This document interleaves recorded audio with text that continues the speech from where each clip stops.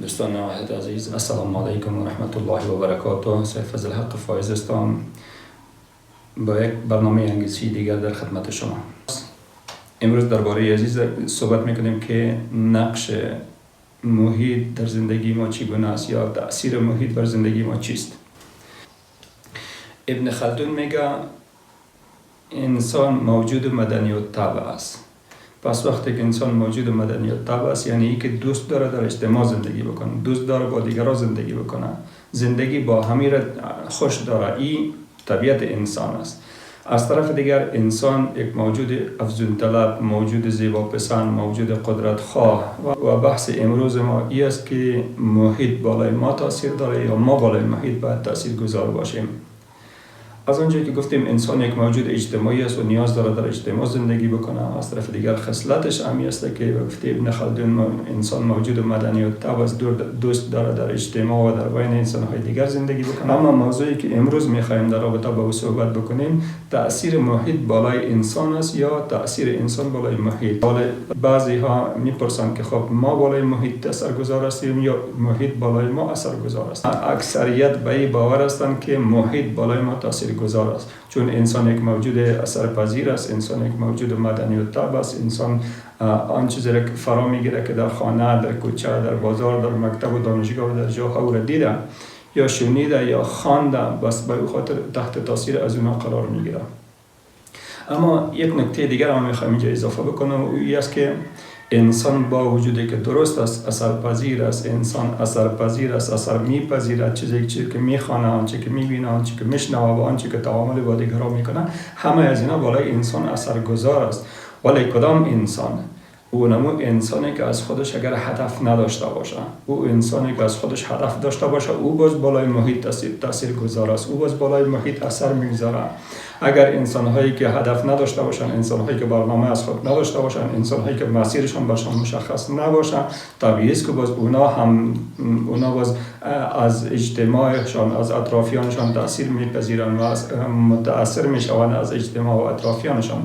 پس اگر شما خواسته باشین که شما بالای محیط تأثیر گذار باشین یا هر جایی که شما هستین بتونین محیط مطابق میل و دلخواه خودتان بسازین، پس این برمیگرده به اهداف، برنامه ها و افکار ذهنیت شما که در رابطه به افکار، ذهنیت و ای که چگونه هدف داشته باشیم، چگونه بتونیم جایگاه خودمان را در جامعه تثبیت بکنیم، در برنامه‌های بعد ان شاء الله برش صحبت میکنیم. ولی کوتاه همینقدر امروز صحبت میکنیم که انسان باید بالای محیطش تأثیر بگذاره. انسان باید در کدام مجتمع، در کدام جامعه، در هر کجای، در هر محیطی که انسان زندگی میکنه، باید انسان بالای محیط تأثیر گذار باشه، چون انسان اشرف مخلوقات است. انسان گل سرسبد هستی است. تمام موجودات، تمام مخلوقات دیگر تا بر و بحر در تسخیر انسان قرار گرفته.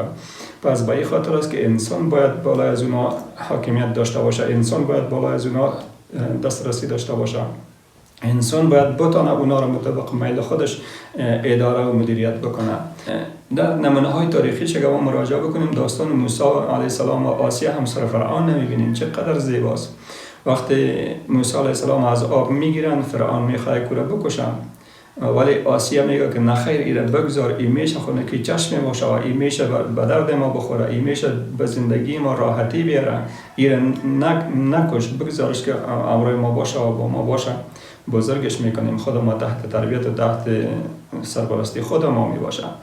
وقتی که موسی علیه السلام در خانه فرعون داخل میشه و اونجا رشد میکنه، نمو میکنه، میبینی به حد سر آسیه تأثیر میگذاره، سر محیط ماحول تأثیر میگذاره که آسیه با اونمو تمام امکاناتی که داشت از همه امکانات دست میشه و اکثر محو رفتار برخورد عمل کرده موسی علیه السلام میشه و قضیه تا جای ادامه پیدا میکنه که در نبود موسی علیه السلام حتی آسیه دلتنگ میشه و نمو امکانات دنیوی و نمو خانه پادشاهی برش تنگی میشه و برش به نظرش چیز حقیر جلوه میکنه. این از کجاست؟ از نبود موسی علیه السلام است، چون موسی علیه السلام شخصیتی بوده که بالای آسیه تأثیر گذاشته. موسی علیه السلام شخصیتی بوده که بالای محیطش تأثیر گذاشته، به حدی که باز قرآن کریم را در سوره تحریم آیه 11 داستانش قصه میکنه که حتی اونمو خانه فرعون، اونمو خانه پاچایی، اونمو خانه امکانات و همه قدرت و ثروت و همه چیز به نظر آسیا یک چیز ناچیز معلوم می شود. دنبال گمشده خودش میگرده، به حدی که از خداوند طلب میکنه که یا الله یا پروردگارا برای ما در جوار خودت خانه بساز و مرا از شر فرعون و اعمالش نجات بده. این چی بود؟ این تاثیرگذاری موسی علیه السلام بالای آسیا بود. پس اینجا مشخص میشه که بله اگر فرد هدف داشته باشه، اگر فرد خودشناسی داشته باشه، اگر فرد خداشناسی داشته باشه، طبیعی است که میتونه بالای محیطش تاثیر بگذاره، بالای اطرافیانش تاثیر بگذاره. گذشته از پیامبرمون صلی الله علیه و سلم میبینیم که در زمان کودکیش، حتی زمانی که کودک است، وقتی در دامان حلیمه سعدیه، در روستای حلیمه سعدیه رفته، اونجا میبینی که بر محیطش تاثیر میگذاره، محیط خودش تحت تاثیر قرار میده. و از او گذشته وقتی که به رشد جوانی میرسه، در معاملاتش، در تجارتش، در برخوردش با دیگران، طور شخصیتش برجسته و تبارز میکنه که حتی مردم را لقب امین برش میدن. این همه چی بود از جایگاه محمد رسول الله صلی الله علیه و سلم بود حتی قبل از بعثتش. و بعد از بعثتش هم امی که نمونه‌های تاریخش خیلی زیاد داریم. یکی از نمونه‌های برجستهش امی است که چنان پیامبر علیه السلام بر مردم مکه، بر مردم مدینه و محیط ماحول خودش چنان تأثیر گذاشته بود که حضرت بلال حبشی بعد از رسول خدا صلی الله علیه و سلم کوچه های مدینه برش تنگی میکرد. حتی توان تحمل راه رفتن در کوچه های مدینه را بدون رسول الله صلی الله علیه و سلم نداشت. پس اینا همه نمونه های برجسته است که برای ما نشان میده که بله ما اگر هدف داشته باشیم، اگر برنامه داشته باشیم، اگر راه خود ما را پیدا بکنیم، اگر خود ما را بشناسیم، اهداف ما را بشناسیم، انگیزه داشته باشیم برای زندگی و برای کار و برای که از کجا آمدیم، چرا آمدیم، به خاطر چی آمدیم، اگر ما این موارد بفهمیم و مطابق برای برنامه داشته باشیم، مطابق برنامه زندگی ما را پیش ببریم، طبیعی است که ما بالای محیط تاثیر میگذاریم، ما بالای محیط اثرگذار میشویم، ما برای دیگران نمونه و الگو میشویم.